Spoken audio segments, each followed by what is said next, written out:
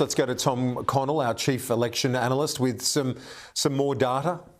Yeah, this is really taking shape. But I think there is certainly right now, you'd have to have more confidence in the Trump camp, but it is far from over.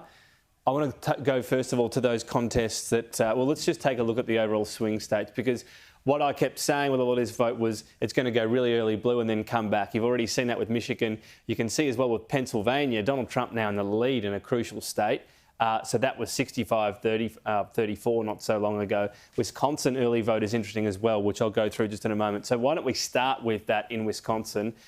Because what we're seeing so far is early count. That's always a caveat, but that's 40%. That's quite a bit in so far. And so far, in a couple of the key booths, we're seeing Milwaukee, a big urban or city booth. We're seeing Kamala Harris just underperforming compared to Joe Biden slightly.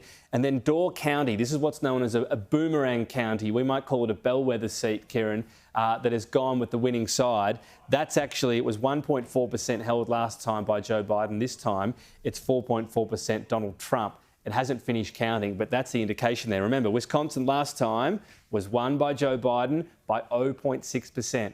So if we're talking about the comparative performance, that's how little would need to change for that to flip. We're not saying yet, we're just saying early warning signs there, or danger signs for Kamala Harris. Pennsylvania, we saw that and the extent to which that vote has come in, and it's still a case at the moment of this being too early in terms of the information that's out there that's come in, but there's no indication that it's going to, that there's any surety about the Democrats holding on to it. So we'll park that one still in the complete toss-up bracket for now. North Carolina, I'd have to agree that this one is looking pretty ominous now. Remembering that Donald Trump did win this last time and he was expected to.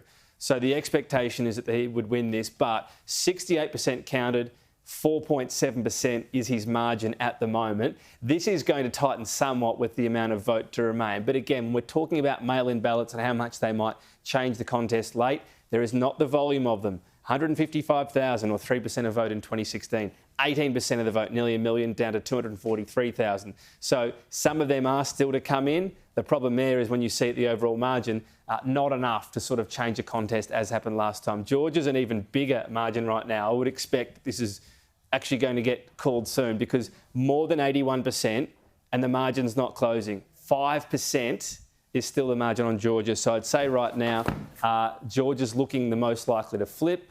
And then will there be more momentum when we get to Arizona? I'll take you through those early numbers in a moment.